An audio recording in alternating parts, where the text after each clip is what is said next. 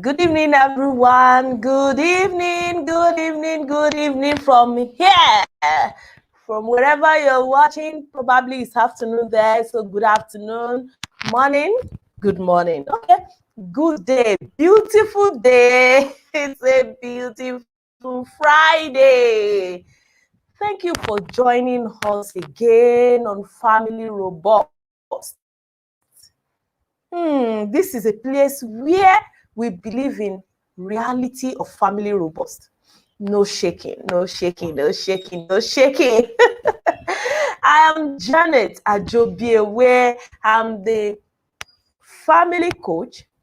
I'm the rescue agent on a global mission. I mean, round the world. So anywhere duty calls, we are there.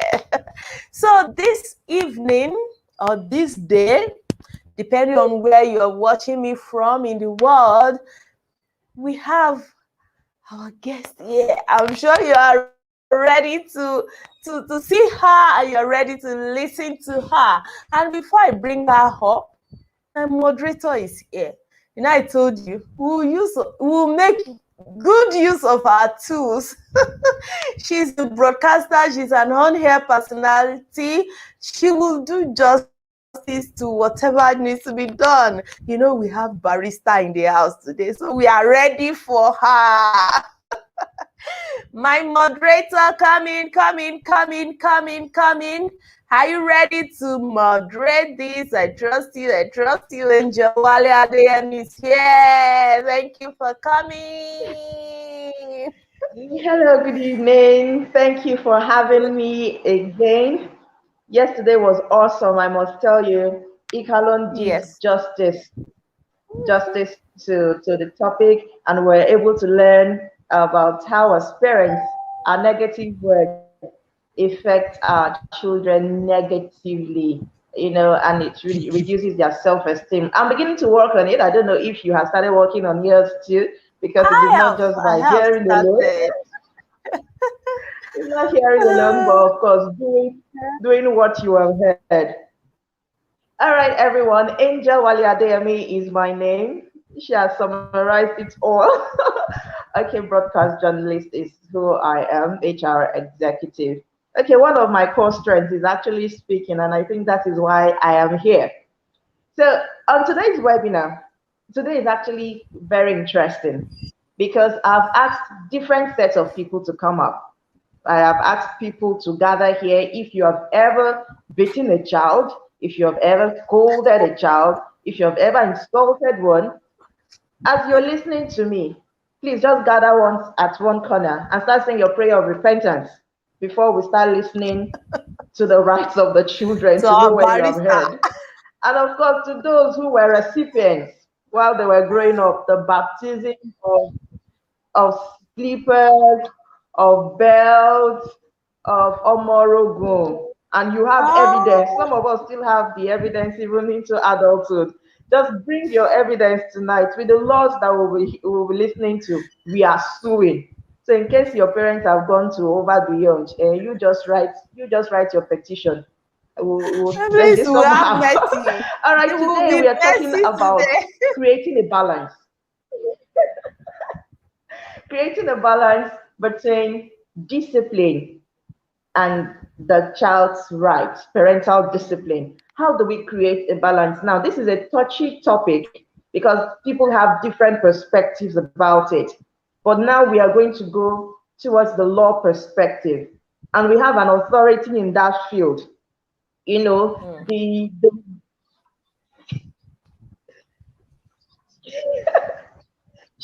have a wig in the house who's going to do justice to that. Our guest today isn't just a lawyer, of course, even though she's been called to bar and she practices effectively. She's also an HR certified personnel. She has a CIPM and has been working with parents for over 5 years to equip them with the necessary and the right tools to work in this present generation. She's an individual that has realized that the way parenting used to be handled back then when we were born is quite different from what it is now. And she's regularly working with parents to ensure that they get it right. She has an organization to do this, and she also has a book to do this. And today we will be picking her brain on how she has been doing this, and of course we'll work with the knowledge that she's going to share with us tonight.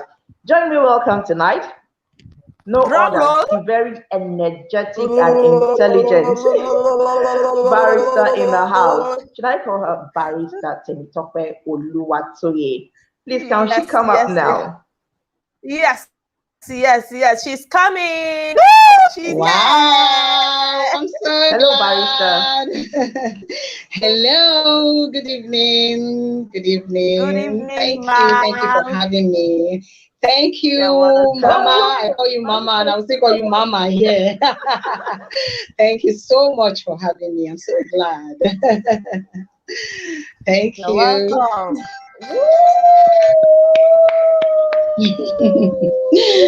Thank you. Wow. All right. I'm so glad to be Barrister here. TOPE, Thank you're you. welcome. I'm so glad. Absolutely happy to be It's here actually this so evening. good to have Thanks so you. much. Thank you. Can you hear me, please? I can very well, Yes, loud I and can. clear. Oh, okay. We're honored to have you. And today, in case you didn't, I'm sure you heard when I said we had different categories of people gathered here tonight. Those who are ready I to did. sue and those who are going to be sued. Ready to be So, sued. so my Lord, sir, may I, sir? Yes, sir. My Lord, may I? Please go ahead. Go Okay, ahead. so You are covered for tonight. all right. Thank you so much for joining us. Let's I'm just so move straight glad. to I'm it. so glad. We've All right. heard of children rights. All right. So for some of us, it's quite strange. For some people, it's All what right. they are used to, especially in the Western world. Can you just educate Yeah. us? What does it mean? Why do children even have rights? All right. Thank you very much. Thank you. I hope you can hear me loud and clear. Yes. Yes. Thank you very much. Yes. As long as you are a human being, every human being has a right. And there is what is called the fundamental human rights, which is protected by the necessary laws of every country, of every state. So as long as you're a human being and you are a citizen of a country, you have rights. And you have the right to have your fundamental human rights protected and preserved by the laws of your states. For example, in Nigeria, our 1999 constitution has amended, it has been amended severally. It has it's a body of a particular chapter of the Constitution has been dedicated. A whole chapter, it's called the Chapter 4 of the 1999 Constitution, has been dedicated to protecting the rights of its citizens. So it's a fundamental aspect of governance. It's a fundamental right of every citizen of any country to have their rights protected, especially the fundamental human rights. And when we talk about fundamental human rights, what exactly are those? They are rights that are personal to each and every one of us. They are personal rights. They are not rights like as it pertains to the government. They are personal rights that we get to enjoy in our personal capacities, first as human beings, and secondly, as citizens of that country. And I know a lot of us are familiar. I don't need to start mentioning rights. We have the right to life, right to, freedom of movement, right to property, right to freedom of speech, a lot of them. It has been entrenched in Chapter 4 of the 1999 Constitution. And I make bold to say that because children, we are dealing with children tonight, because children are human beings.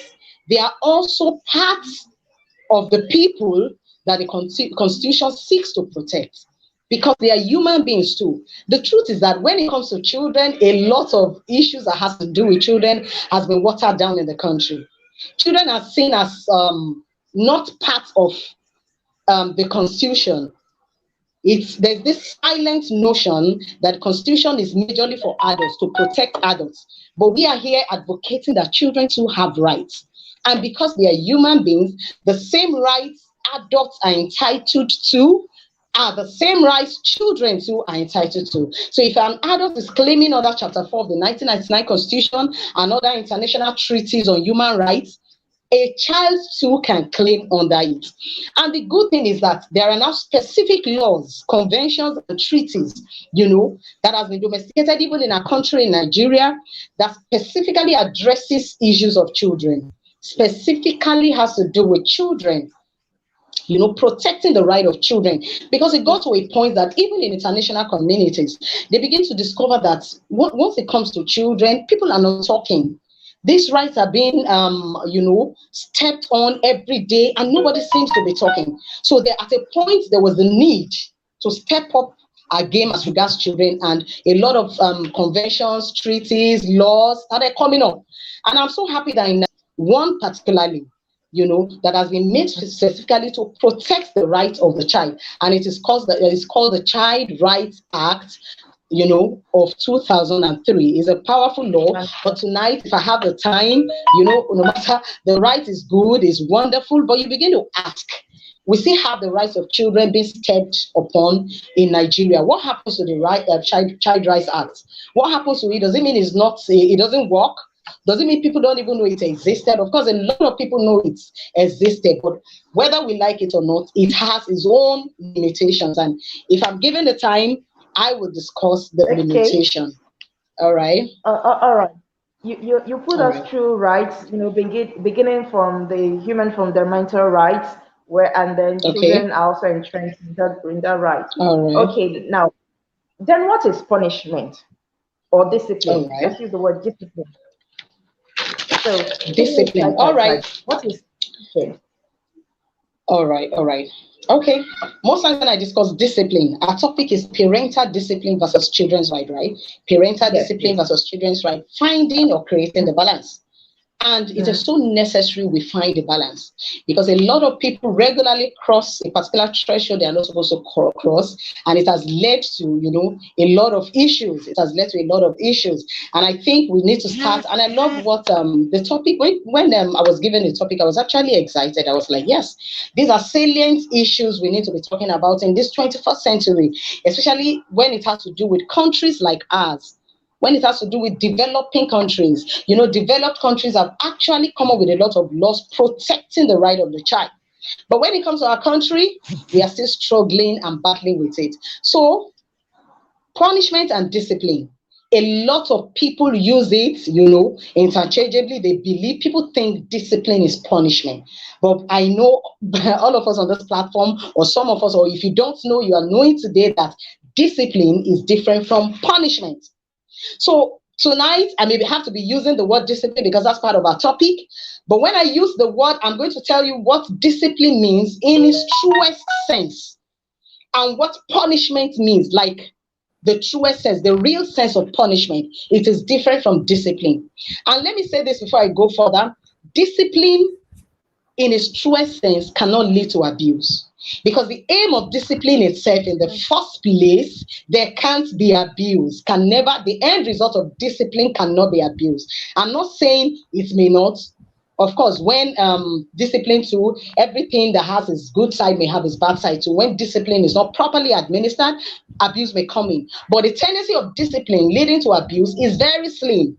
But when it comes to punishment, it is punishment that people misuse or misapply that eventually may become abuse. Okay, so what is now discipline? Discipline has to do with teaching, learning. Discipline doesn't have anything to do with inflicting physical pain. Once it comes to the point of inflicting pain, you're already punishing. That is not discipline. Now, what is punishment? Punishment aims at the child. Okay, let me start this way. Punishment has to do, it aims at the person of the child.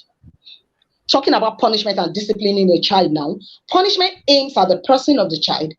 Discipline aims at the behavior of the child. The aim of punishment is to get the child to suffer for whatever the child has done. Discipline is not interested in suffering, because discipline's end is to initiate a change in behavior. So discipline will do everything to make sure there is a positive change in behavior. Now, it is punishment when you inflict pain on a child, because there is no way it has been proven that pain can actually, or is a strategy to cause a change of behavior. Even if it causes a change of behavior, most times it is short-termed. And even if it is not short-termed, in the process of inflicting the pain to cause a change of behavior, you are damaging a whole lot of other things. You are damaging a lot. Yesterday, I caught a replay, and I heard the speaker talking about trauma, childhood trauma, occasioned by the way some people were brought up. In the process of inflicting punishment, you damage your child's self-esteem. Not only the self-esteem, you traumatize your child because you are inflicting pain. And do you know what pain does? It affects a part of the brain called the reptilian brain. That's what it affects. Your child begins to fear you, and they now obey you out of fear, not out of respect. And do you know what that does? When you are not there, mommy is not there, daddy is not there, my teacher is not there, they will do exactly that thing you are beating them for, because the person they fear is not there. But when it comes to discipline modifies. It doesn't aim to control the child. It only aims to control the behavior. Now, what discipline does is help the child think through the behavior, the wrong behavior. The child himself, when you apply structures and strategies and consequences, the child himself will now sit down and think that, this particular behavior, I think I need to change. Why? Because you have given the child reasons why such behaviors are bad. It's not just limited to spanking. You have given the child reasons why the behavior is bad, and this is what we help the child self-regulate. And that leads us to what discipline does to a child. Discipline inculcates basic skills in a child. Punishment doesn't it doesn't give any skill. It only introduces fear. They listen to you, they obey you while you are around out of fear. But when you are not there, that is when discipline comes to play. When a parent is not there, a child is able to self-regulate. A child is able to, take decisions, make the right decisions when the child is not there, because the child has been properly disciplined. So if your correctional strategy is aimed at controlling your child, and it's aimed at making you feel, let me tell you something. We punish our children. We inflict pain on them because of our own lack of emotional intelligence. We don't know what to do, and we feel we are losing it. Most times when our children do what is wrong, especially when they commit something very grievous, we feel, we are losing our control, and we are scared, and we feel we want to fix it right away. Yes, punishment gives you that quick fix. But in the long run, what does it yield? Nothing good. But when it comes to discipline takes time. Discipline is proactive. Yeah, punishment is more of reactive action. The event would have happened that will occasion you applying punishment. Unlike discipline, if you want to apply discipline, you already have rules in place, you have structures in place, and that takes us to intentional parenting. Every parent must parent intentionally. You don't allow some things to occur before you set rules in place. Have rules in your house, have routines that your children follow. Let them know the consequences of breaking each rule. That is discipline. That is discipline. You begin to see your children self-regulate. Yeah, thank you. Okay, so thank you. At some point, I actually missed you. The network was Are you scrambled. serious? Sorry. Apologies for that. But then I caught up on you. I should say that. Differentiate between punishment and discipline, and parents being intentional about it, and of course inflicting pain because the parent has to deal with emotional intelligence. Now, exactly, it's a bit confusing, probably because it's sounding similar. Now, would you give us practical examples of discipline and punishment? And you just said that we should put structures in place. If those structures are not followed by these children, should we still go the way of discipline or punishment? Are you with me? Did you hear that? You got it? No, I didn't. Please come again. I didn't. Okay. All right. I was saying that the concept of punishment and discipline was looking All quite right. similar. It could actually be confusing.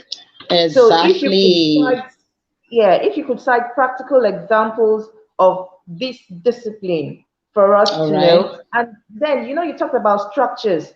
What if All the right. structure that was in place in the house is not followed by these children? Should we resort to more All right. discipline or should we resort to punishment? Punishment. Thank you very much. Okay. Very awesome question. Okay, I was trying to differentiate between punishment and discipline, and you said I should give a practical example. Okay, let me give an example of, should I use myself? Okay, let me say a Yes. particular boy. Okay, I should use myself. All right. Okay, for example, in my house, when I became intentional in my parenting journey, I started creating structures in my home. If you go into my children's room, if you go to, conspicuous places in our house, you will see rules. We have written down rules. I can't shout Wow. because part of punishment is because part of punishment is yelling. And I Okay. teach parents that you can reduce your yelling, you can reduce punishing your child. I'm not saying you will stop.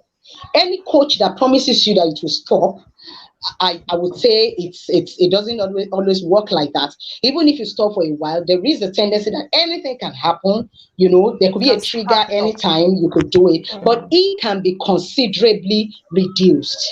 And Okay. when I started becoming intentional, I can tell you it worked.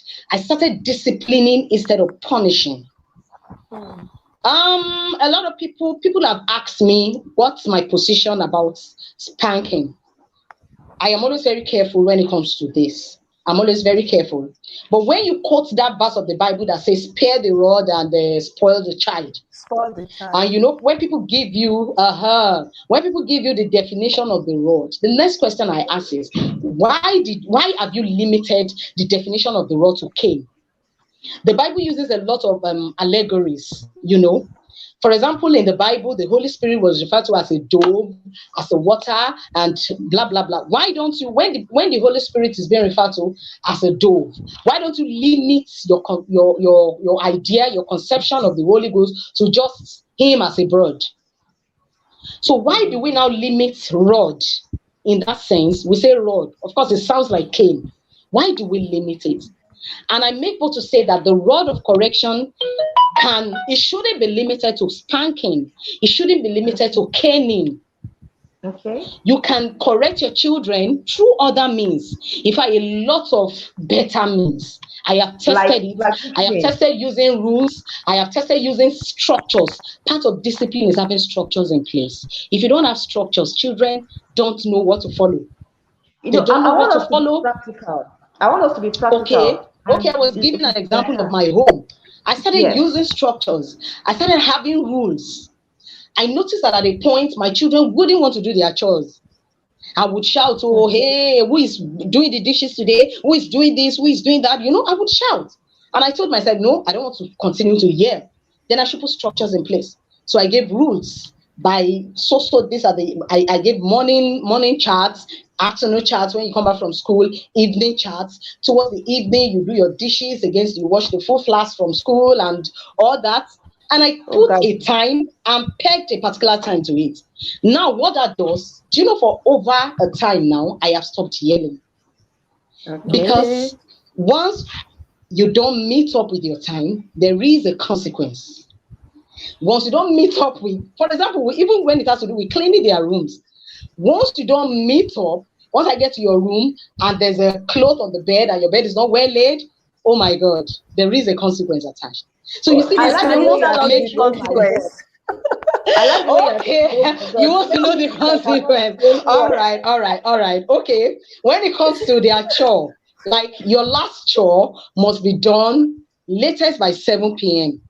minus church days. We have, like on Wednesdays, we have service, so minus service days, but latest by 7 p.m. Now you see my children trying to hurry and do everything. Your homework should have been finished before that time. You see them trying to hurry and finish everything before that 7. If you want 7 meets you on that chore, the consequence is that you get to do the chore of the other person for the next 2 or 3 days. Oluwa. And this, So much that. and this can be very, you see, I Would that didn't need to put crack pressure it. on the child? He didn't put pressure. Yesterday. It only, do you know Yesterday. what he did? Now nobody is flouting the rule again. Everybody has sat up, including What my about 8-year-old. pressure? You know, There is no yesterday pressure of any kind. we talked Hello, about barrister. self-esteem Okay. and I can hear building you. confidence. You know, All and right. Ikale was trying to tell us about how caregivers should understand the different temperaments of their children. While some Yes. children, you know, will learn fast, some are slow. What if, you know, did you have to study the temperaments of these children to know what Yes, kind of very well. pressure to give them to do this Very, chores? very well. So that they Very don't well. now feel like, you know, this emotional disconnect that the lion of the No, tribe of our house has come again. With the no, 10 no. And commandments. do you know one thing consequence does? It bonds you more Okay. with your children. It is punishment that separates you from your children. When you punish, when you constantly yell, when they don't do their chores, you beat.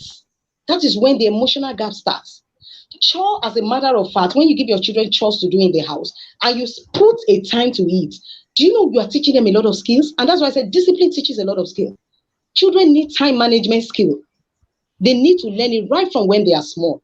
When you give them time limits, you are teaching them now when they come back from school, they have to juggle between their homework and they want to play too because I give them playtime, right? They want to play. They want to watch the TV. Well, most times we don't watch TV. We don't even remember to watch the TV during the school week. It's usually during weekends. But they want to do every other activities, do their homework, and still do their chore. You see these children by themselves planning. Do you know my daughter came back? She's 8 years old. She came back one day, and on her wardrobe, I saw my personal rules. I never taught her that. She had rules for herself. She made rules. When I come back from school, I take my bath, I rest a little. I take my lunch, I rest a little. After my thing, I read my books. And she has been trying. Of course, there are days that she forgets to follow. Let me take you up on chores now. Let me take you All up on right. chores. All Okay, right. you know, this comes from different perspectives. Some people Yes. believe that chores are gender-based. Some are actually of the opinion that it can Yeah. actually start at Yeah. a certain age.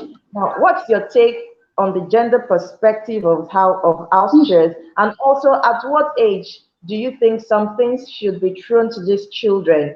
At what age can they start learning?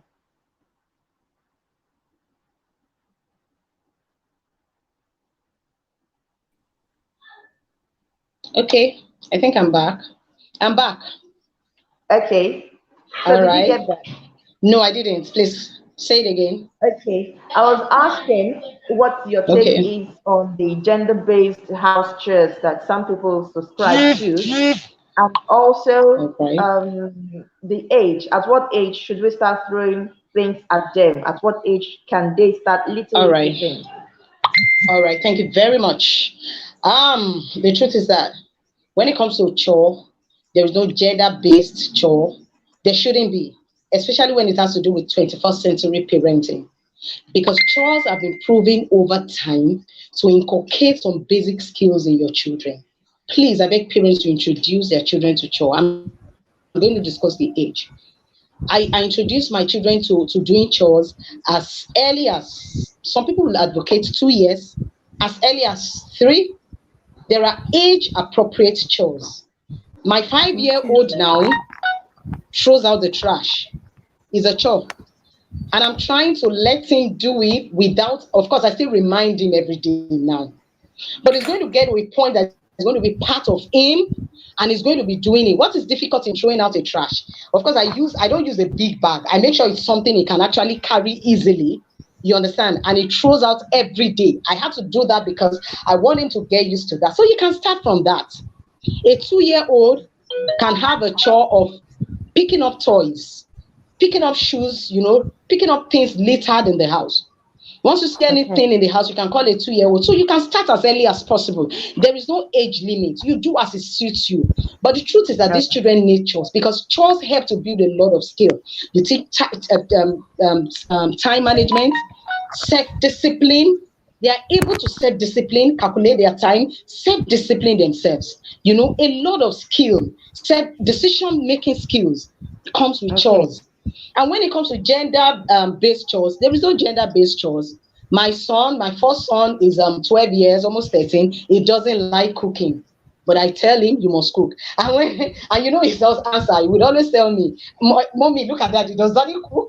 I would say, no, I'm not raising you to be like dad. Of course, I'm raising you to be like dad in some aspects, but not in all aspects. Yes, I'm raising you to be an awesome man. The truth is that our parents back then made that mistake. We shouldn't be making the same mistake. This is 21st century, for God's sake. We shouldn't be making the same mistake. Yeah.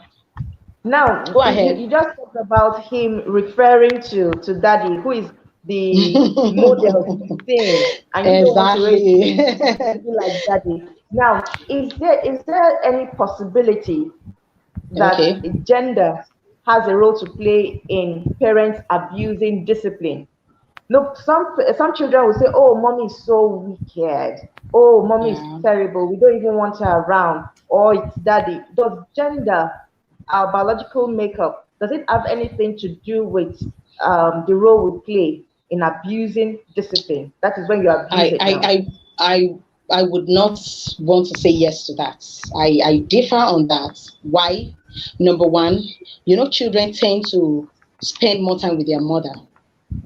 Most times, especially in this part of the world, it is the mother that makes the rule. Most time, of course, we have intentional fathers everywhere, but they are very few. Now with social media and everything, and like what we are doing here now, a lot of fathers get to listen to this, and some of them become intentional. But the way most men were raised, they weren't raised to be that intentional kind of fathers. You understand? So you discover that most women and most children have a larger part of their day spent with their mother. And now daddy comes home. Daddy doesn't even have time, you know, for the child. And when daddy is coming, daddy buys all the chocolates and everything for the child. So before you know it, the child starts seeing the dad as the good one. And mommy that regularly screams and yells at me and shouts at me. And meanwhile, mommy is doing this to model, you know, to mold the right behavior in the child. So there is a tendency for that to happen. But I can tell you that if the mother can actually do it very well and balance it well, your children will love you. And that's why I advocate discipline. Do you know with discipline, your child would love you. Your children would love you. Like they would love you. There are a lot of things. The other day, we did a family bond more challenge. You can discipline and still love your children. Do you know when right in the midst of discipline, my child will still come to me and I want to talk, I want to play, and yet I just apply discipline. You understand? But imagine if it's punishment that I just apply. Gradually, punishment will create a gap. You may not notice the gap until the child becomes a teenager. That is when you know that you have created a gulf between you and your child. Of course, while they are still younger, they are dependent, totally dependent on you. But once they start attaining teenage age, they start, you know, that attachment starts, they start believing more in their friends. You know, at that point, they are seeing themselves as adults to an extent, which they are not actually. But they now start being less dependent on you. And that's when you know that your punishment has actually created a gap. You're yelling and you're screaming and you're beating every day. I'm not saying parents should not beat. I'm not saying parents should not spank. If you choose that as your rod of correction, but we are still going to talk about that. Don't abuse it. Don't use it wrongly. Don't abuse it. And we're going to discuss when it's going to be an abuse. Yes. When does discipline become abuse? When does Magba becomes we can arrest you? All right. So discipline can actually become an abuse. Discipline can become an abuse. Yes. When you see there is a threshold, there is a line, a thin line between discipline and abuse. You understand?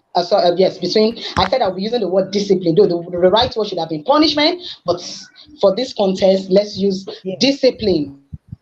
There is a thin line, you understand, between discipline and abuse. Now, when it comes to physical injury, okay, I shouldn't discuss the laws now because the laws do have something to say about that. When it comes to inflicting pain on a child, inflicting physical injury on a child, you're already abusing that child. And even the law frowns against that. You're already abusing the child. I have here that if the child is physically injured, no matter how slight, no matter how small, if a child is physically injured, you have abused that child. If a child, even if it's a bruise, while caning and the child has a bruise, while spanking and the child has a broken skin, or even swelling, you are beginning to abuse the child. So if you want to see cane as your rod of correction, there is a way. Do it minimally, like minimally. And you know one thing with spanking, it is usually done out of anger. It is usually done out of the parent's frustration. At that moment, you are angry, and your ego has been attached. Most times when you cane your child, it is because your ego has been attacked. You are scared. True. It's true. Your ego, you have right. this ego. Oh my God. For example, you hear that your child steals outside. Hey, this child will want, all you are thinking is the family name that will be dragged in the mud. And you are beating that child because of that family name that will be dragging in them, that will be dragged in the mud. You get it? So most times when we cane, your ego, maybe your child talks back at you and you feel, look at this small one. When did I even give birth to you? You are talking back at me. You carry cane. Your ego has been attacked. And you want to attack the child back. And that is why I tell parents, if you have chosen caning as your rod of correction, don't do it when you are angry. Never cane when you are angry. Allow yourself to settle down and settle in. Then, if you still want to go ahead with the caning, go ahead. But at that time, you have settled down.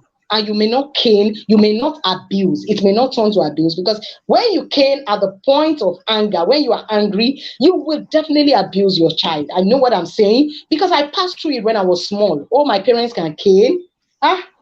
When I tell my children the way I was spanked, they'll be like, Mommy, we know grandma now. Grandma doesn't come across to us like somebody that can do that. Affected grandma. They should come and ask us questions. We have past questions.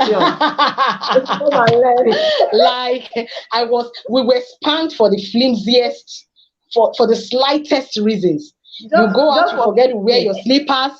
You said? Just for you said what? I can't hear you. Sometimes just for sitting at the wrong place. God bless you. Or for looking, thank you. There's a visitor and you're sitting across the visitor and looking at the visitor. God bless you. You are flagged. And when they slap you and you don't cry, they beat you again. How can you not cry? Or maybe I posted in my group the other day. Or when a parent, when you are being corrected and the child looks at you in the eyes. Why are you looking at me in the eyes? Eye contact. When you put your eyes down, why are your eyes down? Another slap. Am I not talking to you? You are looking elsewhere. Exactly. So at the end of the day, the child ends up being confused. The child is confused. And that is why most of them are eager. Like I told you, I passed through this thing. And that's why I fight against it a lot. I don't allow it to my children. And to the glory of God, they are of the rod. Okay, let's talk about the school system now. Teachers beating and spanking children. All right. Should it be allowed? What's the limitation? On what ground? All right. And I'm sure our teachers are on ground now. They want to hear that. All right. Well, I think this trend has continued because there has been no law to outlaw that. No law has been put in place, to stop that. But the truth is that corporal punishment in school, I frown at it. I recently moved to a city. Break it down. What's corporal punishment? Right. What is corporal? All right. Okay. Maybe when we get to the laws, because the laws actually define corporal punishment. Maybe when we get there, I'll be able to explain that further. But let me just say it in the layman's sense. Corporal punishment has to do with beating, inflicting pain, no matter how slight. That's corporal punishment. So when you use anything, cane, broom, slippers, slap your hand, as long as you inflict pain, That is corporal punishment. Now, it is still being done in our schools because there has been no law against it. Recently, I think like 2 years ago, the Federal Ministry of Education tried to wade in by just saying it verbally that parents should teachers should try to stop corporal punishment. But when you just say something and there's no law backing it up, you understand, people will continue to do it. The truth is that, like I was saying, my children's I relocated recently to another state in Nigeria. The state where I was before, in my children's school, they don't believe in spanking. They don't believe in that. I see the children growing well disciplined. But when we move to this particular place where we are, they believe so much in spanking, and it was so unnerving for my son when we came. He wasn't used to being spanked, and I had to go to the school. I said, okay, I respect your policy. If that is how you have been, dealing with your students, I respect your policy, but I will still maintain that there are times it is not everything you spank a child for. In fact, the first time he was spanked for not wearing his jacket. I think he forgot his jacket in the house or so. I feel he should be corrected several times, at least correct a child 3 times before you introduce the cane, if you still want to go by corporal punishment. But the truth is that as long as there is no law in place, there is no policy stopping these teachers in place, corporal punishment will continue. Okay. Now, I did not attend a Trish secondary school. Neither did I. It was a very public one, and that was our reset button. You understand? In a public school setting. Now, if that is taken off, that is spanking. How do you think teachers will cope? How do they still put this students in their place? Is it something we should look out for? In some secondary schools now, you'll be amazed. I was privileged to teach when I went to serve in the eastern part of Nigeria. And trust me, there are sometimes you just leave, even with your cane, you leave some students because those ones are bros. That's true. So how do we do it? You're very right. Well, I think the problem starts from the home first. Parents are leaving a lot of things for the teachers. And as long as the balance is not created, we will have troubles. Most of these defiant children, they didn't start becoming defiant in the school. It started in the home. It might be as a result of harsh punishment, or not even being punished at all, or not even being disciplined at all. But I know it starts from the home. Sincerely, if the home front is good, you would have children that are well disciplined. You will not have defiance in the school. You understand? So once this balance is not there, we will always have issues that will necessitate spanking. Because I imagine, okay, look at some of these schools. Is it in Osun State or your state that some of these boys were caught having parties and romping at I can't really remember, or the ones, there was this video that went viral of some girls smoking shisha. Do you understand? And you now imagine, what kind of home did they come from? You understand? How have they been raised? If you trace their background, if you trace them back to their home, you will discover that something is wrong in the home front. Something is definitely wrong. So as long as the home front is not properly, it's not well attended to, sincerely, there will be problem in the school. These children will come to school and cause problem, and teachers will not have any choice than, because if you say limit it to consequence, sincerely, these children will abuse. They will say, is it not this? Is it not that? Or you expel them. Some of them even want to be expelled. When you're spanked, when the teacher spanks you, you do like this and shake it off. Now imagine if they're not even spanked at all. Okay. Thank you. That's why I said in Nigeria, we are actually not ready. I don't think we are really ready for that law. But it can be put in place. Let's see how it goes. All right. Please, Angel, please hold on now. Somebody just sent in a question. Okay. It says, I would love to get more of your view on corporal punishment in schools. All right. Okay, I think we have attended to that. But if you want me to, should I Should I go by comment? Michael Olagbero, yes, he says he wants to know more. Say, I would love to get more of your view on corporal punishments in schools. All right. Well, I would say, like I said earlier, and I gave an example of my child's school, I would say students should not be punished, should not be spanked. You know, corporal punishment, like I said, has to do with physical infliction of injury, of pain, right? So once you use anything to inflict pain on a child, that is corporal punishment. Now, I would say that teachers shouldn't spank students for just every reason. Okay, like I told you, I went to my son's school, and because it was alien to my son, I had to tell the teacher, I said, come. I went to the principal's office and I sat them down. I said, at the end of the day, when for every little thing you don't know how to walk, you spank the child. You didn't dress well, you spank. You didn't comb your hair, you spank. I said, number one, the child begins to develop animosity for you. The child begins to hate you. It is that kind of child that will see you. There are some of our teachers now that if you see them now, you don't even feel like greeting them, right? Oh my God. You don't feel like greeting them. So I told the teacher, I said, is that what you want? So that is it. I have like two of them. I don't feel like if I greet them, it's out of the love of God. Let me just greet this teacher. But when I remember what they've done, and when I remember what they've done, the way they spanked me, I don't want to greet them or do anything good for them. So teachers should begin to see themselves. Particular person, it will help. Yes, I want to say teachers. Yes, I want to say teachers should begin to see themselves more as role models. Teachers should begin to see themselves more as role models. Do a lot of talking. There are counselors in the school, guidance and counselors. Let them counsel. After you have done the talking, for example, the child comes with a wrong look, call the child into your office. This lookout is against the school. Reiterate the school principal and law. This is against the school principal. Don't do that. Give the child ample chances to change. You understand?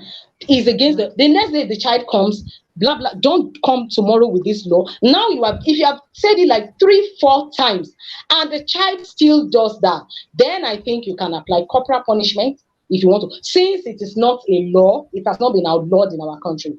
But once a law has been passed against it, then I think you may not be able to do that again. But please be modest, be role models. Question on that. All right. What all right, please go ahead. Parents now going to harass teachers in school. I've seen a situation that a father slapped a teacher because he flogged the pupil. What do you think can be done? Is it to talk to the parents now or to talk to the teachers? How can you do this? How can we go about this? The truth is that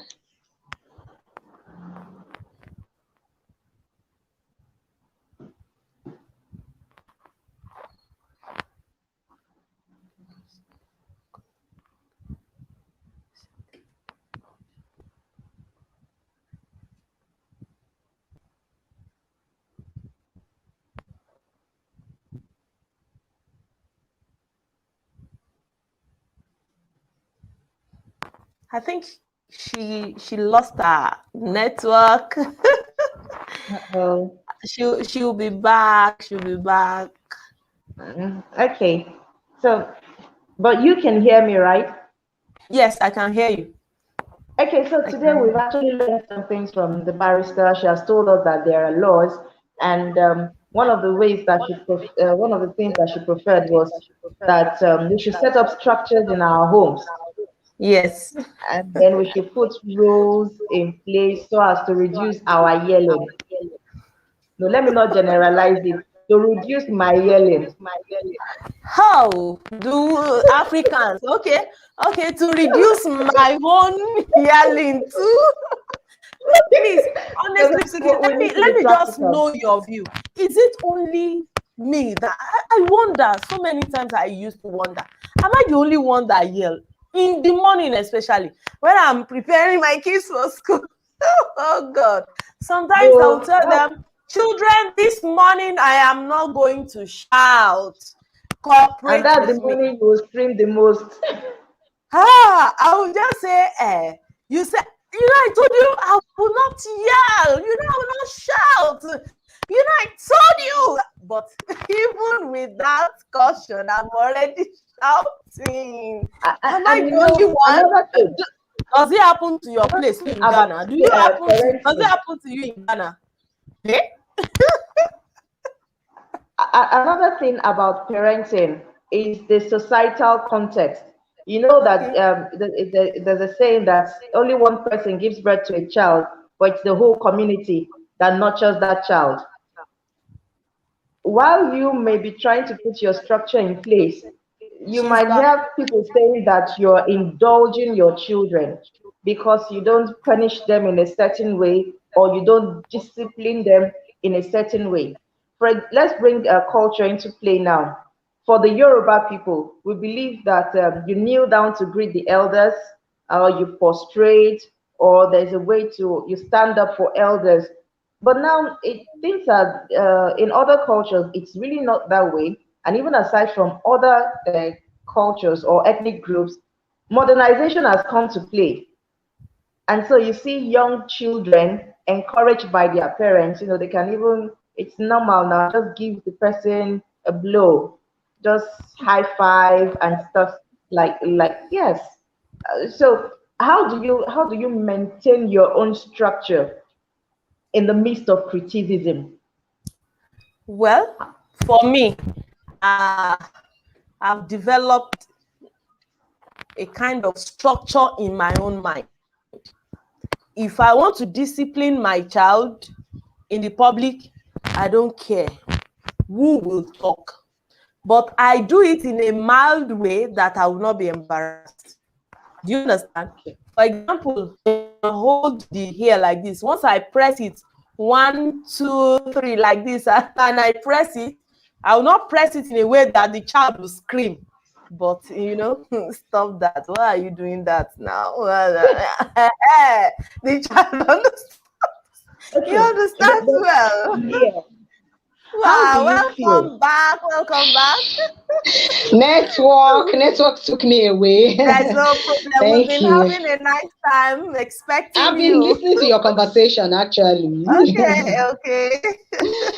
All right. So, continue. I think, she asked a very important question before I went off. And like I said, teachers too have rights. They are human beings too.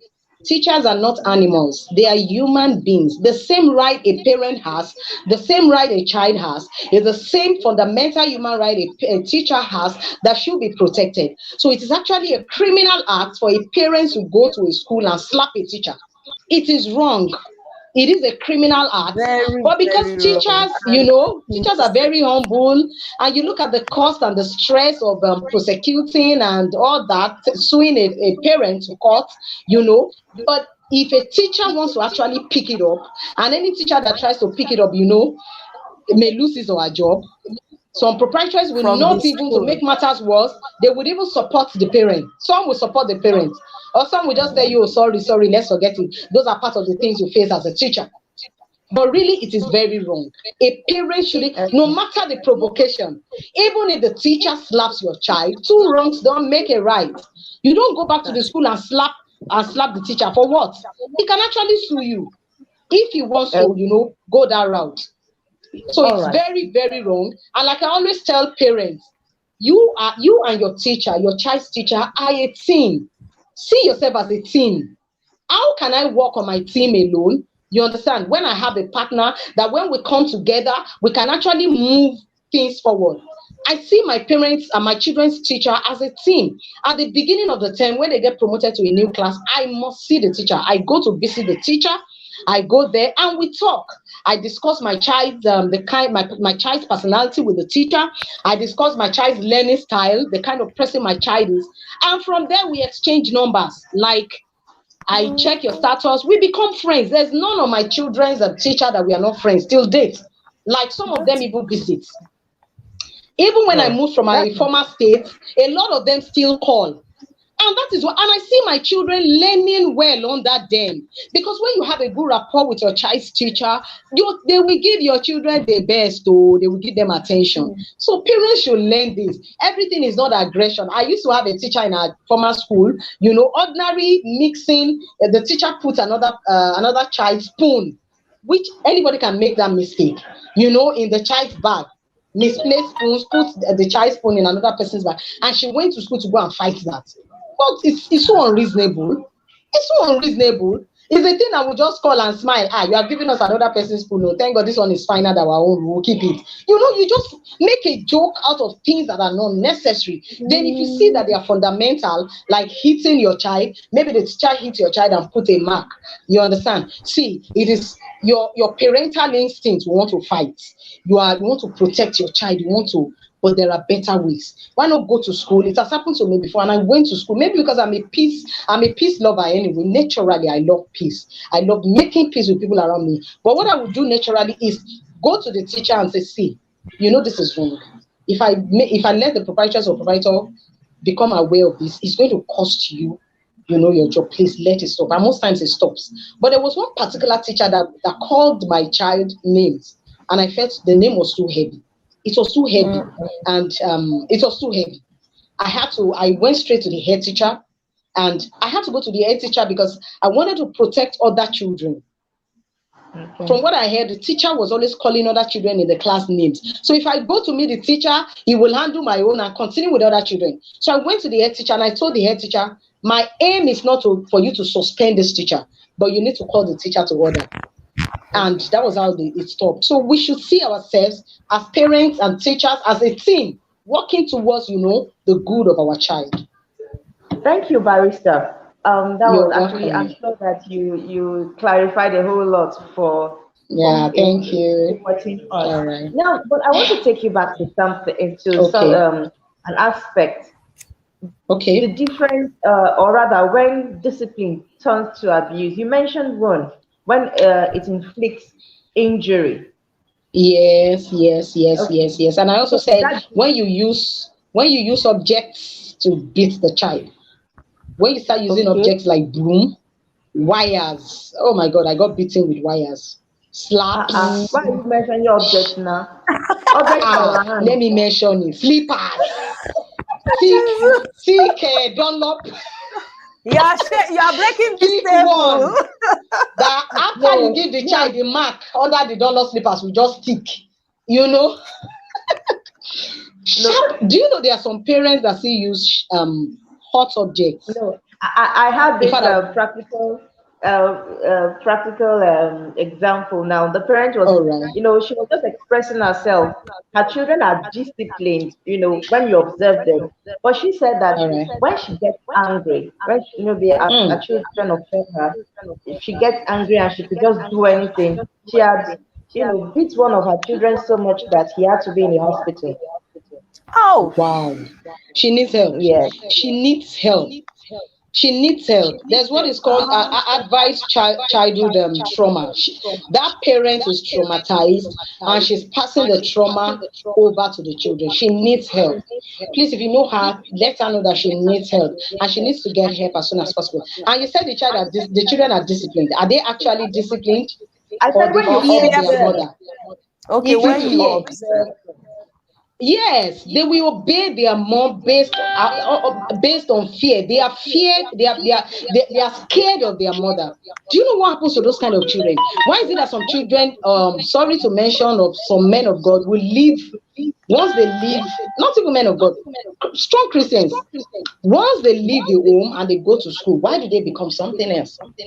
They have been parented out of fear. They fear their parents, while with their parents, you see them as the best of children. But once they gain freedom, oh my God. The freedom, the so-called freedom. I'm saying that so-called freedom, you understand? Mommy is not here, daddy is not here. I'm free. Let me do as I want. Let me, move along with my friends and enjoy life. So while they were with you and they were obeying and everything, you were parenting that part of their brain that controls fear, that controls emotions like fear. You are not parenting that part of their brain that makes them think for themselves. And that is what discipline does. Discipline helps you, the child begins to think for himself and make decisions, right decisions, where you are not there. And I think that's the best. That's what every parent wants. Honestly, Now, when you that's are the not even best. there, yes, your children are able to take the right decision. They're able to say no, resist peer pressure when they are not there, because you have trained them the right way. You have talked, Please, you know. please, All what right. do you advise? Because honestly Okay. speaking, I'm a parent. I will Yeah, I not. know. I won't expose myself too much. But we are learning, and I'm being intentional. Sincerely All right, speaking, ma. what do you think we should do All right. anytime we get provoked by these All children? right. All right. Provocation All right. is not what we can rule out. Even Yeah. though usually I call them to apologize, and I will ask Yeah, them, do you know the beautiful. reason why I was angry with you? If they tell me Beautiful. yes, most of the time my son will say no. Mommy, you were hungry. But that's the Mommy, truth. you were hungry. But that's the But truth. what do you think we can do? What do you think we All can do, right. ma, when we All are right. Okay. provoked by these children? Provoked. All right. The first thing I would say is you are not alone on this. Even the best of parenting coach still struggles with some things. There is nobody that doesn't get angry. There is nobody that doesn't have triggers. There's nobody that doesn't have moments of, I don't want to use the word madness. That you are just, especially when you are trying to get things done and one child seems to be slowing you down or misbehaving, you are angry. There's no parent that doesn't tend to yell in the morning when you have school children. But especially when they are growing and you expect them to be able to do some things, or your child, you are in a hurry in the morning, your child enters the bedroom and is spending 30 minutes there and sluggishly, it's so annoying. I know this, and so no parent is alone on this. But the truth is that we can be helped. You can be trained, you can be taught. There's actually a program I have designed. You understand? I've designed it. It's just for me to launch it. I've picked the date, I've designed the flyer and everything. Anybody that wants to key in can do that.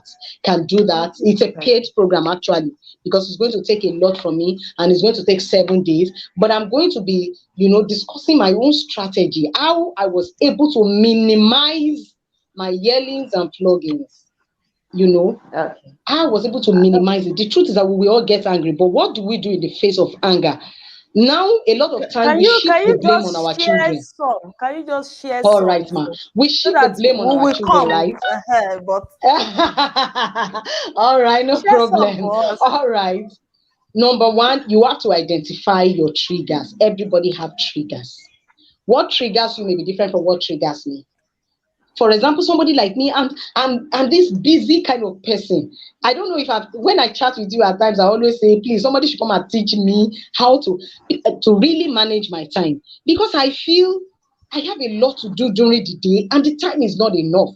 Now, one of my triggers is a child that will slow me down. And my first son is good at that. Oh my God. In the morning, after bathing, he will sit down. If he wants to wear his boxers, he will sit. He will sit, put one leg and wait a little, put the other leg. And this is me in He's a hurry. meditating. Which meditation? So I already know that this is my trigger. Before, Okay. oh my God, I will shout, I will scream, I will say things I'm not supposed to say. So when I discovered that that was my trigger, I began to work on it. I wake him up earlier than others. I began to walk around it. He wakes up earlier than others. And so he has enough time. Then I set a time limit and we apply consequences. If by, we have power Oh, outage, yeah? Can you keep see talking. me? Keep We are in talking. Keep talking. We can Nigeria. hear you. All We right, can all hear you. right. Okay. All right.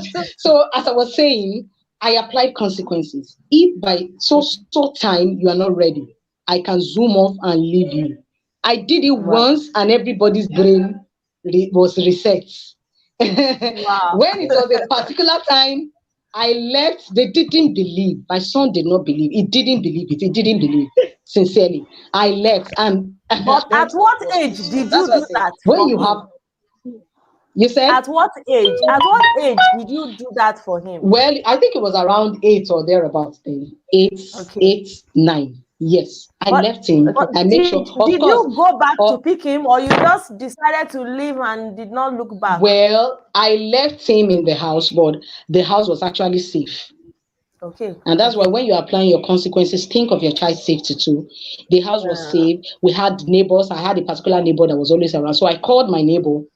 My child is in the house. Please just. But I know he has always been staying with his siblings alone. So I know he could stay alone. But he didn't believe it. He was all dressed. He ran after the car. The car was already zooming off. You understand? It was very difficult for me to do. It was difficult. It was difficult. Like my whole body, it was pinching me. Like, hey, what am I doing? But at the end of the day, you did something great. You did something good. You understand? All right, Barrister, I want to put So this at times question. when we're applying consequences, yeah, please go ahead. Okay, Go ahead. now when it comes to discipline, what do you say to a scenario or a situation where couples disagree on the mode of discipline on their children? God bless you. God bless you. God bless you. That's a very important topic. It's actually very important. And I have to be sincere here. I still battle with that in my home too. I have to be sincere, especially if some people are so lucky that before they got married, they discuss this issue. And that's why I tell people that are not married, this is the best time. This is the best time. The time of courtship, use it to discuss a lot of things. And parenting has to do with it. Agree on some things in parenting. Agree. You understand? But for those of us that didn't know, we're just doing lovey during courtship. It was all lovey. You know, we didn't discuss issues like this until we were faced with it. You know, initially, I used to spank. I believe so much in it. But it got to a point. Let me tell the word of caution. I still spank. But it is very rare. And my children know that. Oh my God, I would have repeated, I would have warned, I would have. And eventually, if I resort of spanking, it is minimal. Oh, it is so minimal. It's so, I am very careful, not even when I'm angry. And it is very rare, like very rare. When I say very rare. But my husband is this kind of person that believes that, in fact, several times he would say, "You are spoiling these kids. You are spoiling them."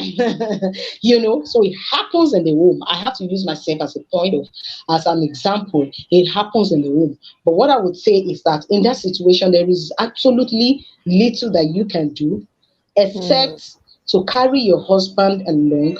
What your husband, you have attained a level of knowledge. Your husband too needs to attain that knowledge. So if it's possible for you to bring him to that level of knowledge that you have attained, why not? You can register him like what I do now. If I say write-ups, some of my husband is in my group, he reads a lot of my write-ups, and he comes to say, that thing you wrote there is actually true. It's true.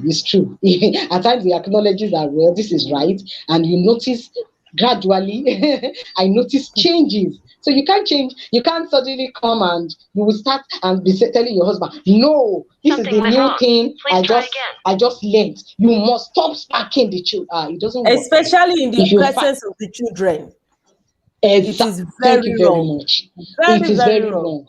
Very wrong. In the presence of the children, you are creating, a kind of it's very wrong. You are creating thank you. It's very wrong, and it affects the ego of the man.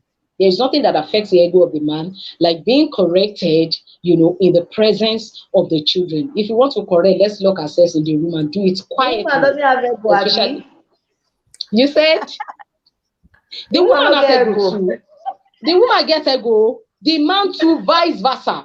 The man too shouldn't do that in the presence of the children. Really, in the presence of the children, they shouldn't do that. So I think gradually, when the other spouse begins to read more, learn more, and you can, as a spouse, consciously be bringing that. You can buy books for him on his birthday. After buying the shirts and the boxers and the singlets, you can buy one parenting book and add it to it. And maybe one night when Lovey is catching both of you, you can say, honey, see, you do me one favor. You will read that book, please, for my sake. Just read it. Before you know it, All Actually, right, it works. It It really does. works It does. when you say it in a way, in a pleasing way to him. Yes, There's yes, no yes. then it's not only, most times our husband too copes. For example, Yes. I am the one that is really hot tempered with the children. My Wow. husband gives them time, gives them Wow. a very long rope. And Wow. once he notices that I'm doing more than I'm supposed to do for To them on do. punishment, he will call me Caution to you. caution me, Mm. but not Wow. immediately. He could ask Mm. me, what is the problem? That Mm. what's going on in my mind? The husband Mm. and wife they have to agree, they have to talk. Thank you. The Thank you. children must not be there, because there's no You're loser, right. there's no winner in parenting. Exactly. In We are doing this parenting, thing thank you. together. Together as a team. Yes, yes, yes. That's Okay, true. this is it's That's very actually true. been a very interesting session, Wow. and if we Thank will keep you. engaging Barista Oh, Mrs. Esharo PRO, I've you been know. enjoying myself too. But then I want you to give us like a takeaway. You have served us well. All You have right. All actually right. invested a lot. But what is All the right. takeaway that you want to, something that should keep ringing in us? All right, all right, okay. Since we didn't really have time to discuss about the laws, which I feel we may not really need. At least we have paraphrased everything that is in the laws. All right, we are paraphrasing. We have even said it while we were talking. Now, like I said earlier, my takeaway for what I'm giving parents discipline is that as parents, nobody is saying you shouldn't discipline your child or your children. It is actually a fundamental duty of a parent to discipline their child. You have that duty. Do you know when you don't even discipline your child, it is called abuse and neglect, and it's an offense. Abusing as when you abandon and neglect. When you abandon and neglect your children, when you don't discipline them properly, it is actually an offense, in the Child Rights Act. Now, it is your duty as a parent to discipline your child. It is your right as a parent to discipline the child that you gave birth to. But just know that for everything, there is a limit. The law will always say for every general rule, there is an exception. For right, every right, there's no limitless right. Every right has a limit. And some of the limits in our country, even though it has not been entrenched in our laws, it has not been criminalized like this is criminal. But parents shouldn't go overboard when it comes to disciplining their children. Parents shouldn't please go overboard. I was discussing, like I knew I would, I didn't even know, like my son knew that I would do this yesterday. He just said, Mommy, there was a boy down our street. He said, Mommy, do you know that Bassett's mother, the boy used to roam the street, I think in the process of the mom correcting the boy, that Bassett's mother used an iron on his face. That did I notice oh, the face? I was like, I screamed, I was like, wow. Like, does anybody still do that in this century? He said yes, that he told him that his mom used an iron. That is the extreme. That is crossing the threshold. That is crossing the line, crossing the boundary. Parents should know the limits no matter the anger. And like I said earlier, don't try not to discipline when you are angry. Try it. It works. When you are angry, just go to your room and lock yourself up, close your door. By the time you are back, you are saner and you'll be able to be rational about your discipline. But when you discipline when you are angry, you are irrational, you don't even know what you're doing. And if you're not careful, you will inflict injury. You'll be seeing some injury on your child and you won't forgive yourself. Parents are beating children to death. We hear stories of some women beating living house helps. And people say this woman is cruel, this woman is wicked. But I see a woman that has not mastered her emotions, that has no grip on her emotions and her anger. And the more you do it, one thing with that cruelty is that once you do small today and nobody cautions you, you continue to do. You understand? It continues to be worse each day. So parents should please know the limit. There is a limit. Don't cross the limit. Don't punish, especially when you are angry. Sit back, calm yourself down. You understand? Calm yourself down. By the time you are calm, you are able to take, a better decision. So I think basically that's what I would want to stress tonight. Thank you. All right. Thank you. Awesome session. Thank you. I enjoyed myself and for too. those who would Thank you. like to get a book on parenting for their spouses, if they would read, I think Barrister Tope also has a book out, that will guide parenting in this particular age and generation. Thank you so much for your time. And I don't mind, I don't know if you mind. There are some questions that might still come up on the page. Probably someone stumbled on us or left the questions there. Okay. I don't know. Kindly do well to answer those questions and help them clarify where they may be confused. Thank you so much. I would beg Mrs. Ajobiewe to please, in case I'm taking time in answering them, you can just drop a notification for me on WhatsApp. I'll quickly rush to the page and do that. There's no problem. Thank you so much. Thank you very much. We love you. Thank you. I love you too. I love you both. Bye. You make me have a nice time. Thank you. Bye. Thank you so much for coming in. Thank you so much. You're Please, welcome. my regards to your husband and the children. You will get it too. Tell them They'll be waiting in the background. You will get it. Waiting for food. Okay. Wow. Thank you. All right. Thank you. Bye. All right. Oh, that was an explosive time, I must say.